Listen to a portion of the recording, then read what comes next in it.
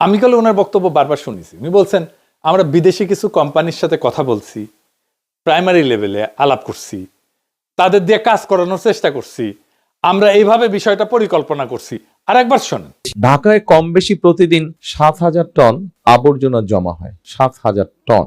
এর মধ্যে আমরা বিদেশি কিছু কোম্পানির সাথে কথা বলেছি, প্রাইমারি আলোচনা করেছি আমরা।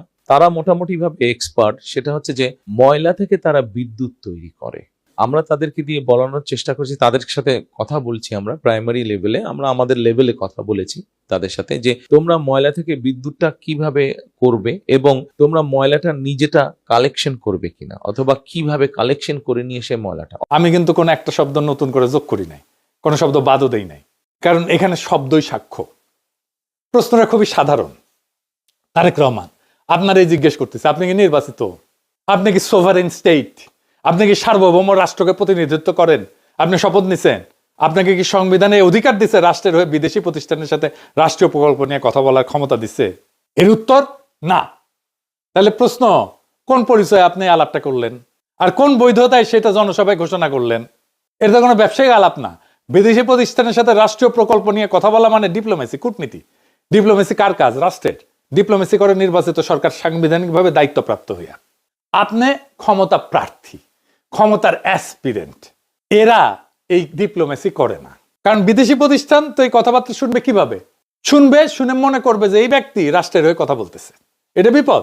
এখানে আর দল নাই, ব্যক্তি নাই, এখানে শুরু হয় ইমপারসোনেশন, মানে রাষ্ট্র সেজে অভিনয় করা। আপনি রাষ্ট্র সেজে অভিনয় করছেন বিদেশি প্রতিষ্ঠানের সাথে। আপনি যদি বলতেন আমি ভাবতেছি বা আমি করতে চাই, এইটা আমার ভীষণ, তা কিন্তু বলেন না। উনি বলছেন কথা বলছি, আলোচনা করছি, পরিকল্পনা করছি। উনি আলোচনা করে ফেলছেন অলরেডি, তাদের দিয়ে করানোর চেষ্টা করছি, এই কথা বলছে। এই ভাষা ভবিষ্যতের না, এই ভাষা এমন যে মনে হইতেছে উনি রাষ্ট্রের হয়ে কাজ করতেছেন, চলমান রাষ্ট্রের কার্যকলাপের ভাষা। মানে উনি ডিফেক্টো প্রাইম মিনিস্টার হয়ে গেছেন, বাস্তবে কার্যকর রাষ্ট্রীয় আচরণ করতেছেন উনি। কিন্তু ওনার আইনগত ক্ষমতাই নাই, আইনে ওনার হাতে ক্ষমতা আসেনি, কিন্তু আচরণে ওনার ক্ষমতা চালু হয়ে গেছে। এই ফাঁকটার নাম শ্যাডো স্টেট ক্রাফট, ছায়া রাষ্ট্র চর্চা, রাষ্ট্রবিজ্ঞানের ভাষায়। আইনগত ক্ষমতা ছাড়া ক্ষমতার বাস্তব প্রয়োগ, আপনি এটাই করতেছেন। আর এইটার রাস্তা খুলে দিয়েছে প্রফেসর ইউনূস। এই আর্মি টার্মি এইরকম প্রোটেকশন দিয়ে, রাষ্ট্রীয় প্রোটোকল দিয়ে ওনারা এই কাজটা করে দিছে।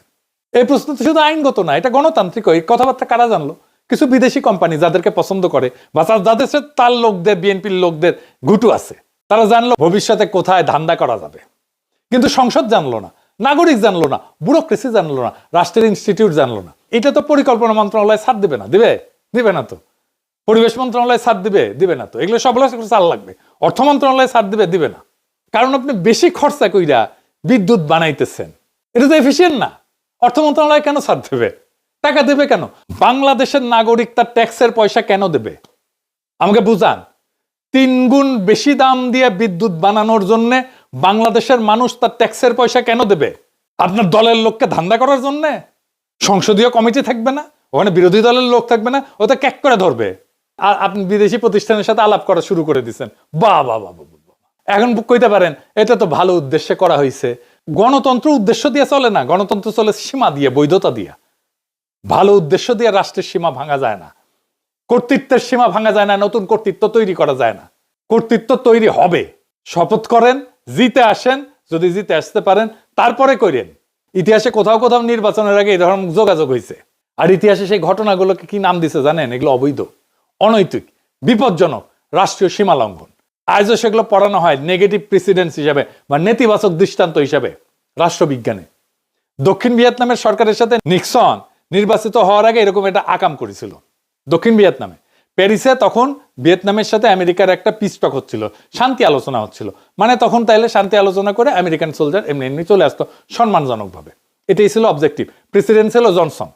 প্রেসিডেন্ট জনসনের সঙ্গে দক্ষিণ ভিয়েতনামের আলাপ চলতেছে। তখন নিক্সন কিন্তু নির্বাচিত হয় নাই। সে দক্ষিণ ভিয়েতনামে কইছে যে পিস টক ভেঙে দাও, আমরা নির্বাচিত হয়ে আসলে আরো ভালো ডিল দিব তোমাদেরকে। পিস টক ভেঙে যায়। এর ফলেই কিন্তু আমেরিকার লজ্জাজনক পরাজয় হয় ভিয়েতনামে। এইটারে ইতিহাসে বলে প্রি ইলেকশন স্যাবোটাজ নিক্সন। এটা দিয়ে সার্চ দিয়ে দেখেন গুগলে। কিন্তু এই একটা জিনিস ইতিহাসে নাই, তারেক রহমান এটা ইতিহাসে নতুন করছে। নির্বাচনের আগে বিদেশি প্রতিষ্ঠানের সাথে রাষ্ট্রীয় প্রকল্প নিয়ে কথা বইলা সেটা প্রকাশ্য রাজনৈতিক বক্তৃতায় ঘোষণা করছে। তিনটা জিনিস একসাথে হয়েছে, প্রি ইলেকশন, ইলেকশনের আগে, ফরেন অ্যাক্টর, বিদেশি পক্ষ, পাবলিক ডিক্লারেশন, প্রকাশ্য ঘোষণা। এই তিনটার কম্বিনেশন গণতান্ত্রিক রাষ্ট্রে কখনো কোথাও ঘটে নাই। তারেক রহমান প্রথম করছে। আর এটা কোথাও ঘটে না, এটার কারণ খুবই পরিষ্কার। কারণ এটা করলে স্টেট পার্টির যে বাউন্ডারি, রাষ্ট্র এবং দলের যে সীমানা, এটা ভেঙে যায়। দল আর রাষ্ট্র আলাদা থাকে না। এখন আসি সবচেয়ে গভীর জায়গায়, রাষ্ট্র কি আসলে? রাষ্ট্র কোনো ব্যক্তির ভবিষ্যৎ স্বপ্ন না, রাষ্ট্র কোনো দলের আগাম সম্পত্তি না। রাষ্ট্র একটা প্রক্রিয়া, প্রসেস। রাষ্ট্র একটা ইনস্টিটিউশন। এই প্রক্রিয়ার ধাপ আছে। জনগণের ভোট প্রথমে, সাংবিধানিক দায়িত্ব তারপরে প্রাতিষ্ঠানিক সিদ্ধান্ত। তিনটা ধাপ আছে। এই তিনটার একটাও বাদ দিলে রাষ্ট্র থাকে না, থাকে ব্যক্তিগত শাসন। তারেক রহমান তার ব্যক্তির শাসন চাপাই দিতে চাইতেছে বাংলাদেশের উপরে। উনি ভোটের আগেই রাষ্ট্রের মতো কাজ করতে শুরু করছেন। তার মানে তারেক রহমান বলতেছে রাষ্ট্র জনগণের না, রাষ্ট্র আমার সম্ভাব্য সম্পত্তি। এটাই গণতন্ত্রের মৃত্যু। তারেক রহমানের হাত ধরে আসতেছে গণতন্ত্রের মৃত্যু। গণতন্ত্র মানে যা খুশি তাই করা না। গণতন্ত্র মানে কে কবে কথা বলবে, কোন পরিচয়ে বলবে, কোন সীমার মধ্যে বলবে, সেইটা ঠিক করা। তারেক রহমানের এই বক্তব্য প্রমাণ করছে তারেক রহমান তার সীমা লঙ্ঘন করছেন।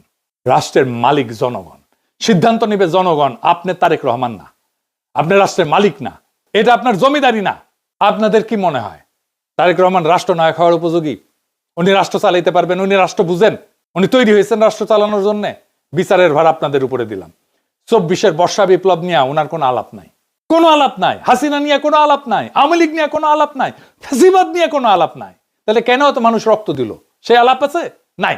মানুষ অন্তরের কোন আগুনে জ্বলা প্রাণ দিতে দ্বিধা করেনি 24-এ, সেটা নিয়ে কোনো আত্ম অনুসন্ধান নাই বিএনপির। আমরা কি এইভাবে বর্ষা বিপ্লবের আকাঙ্ক্ষার কবর দিয়ে দেব?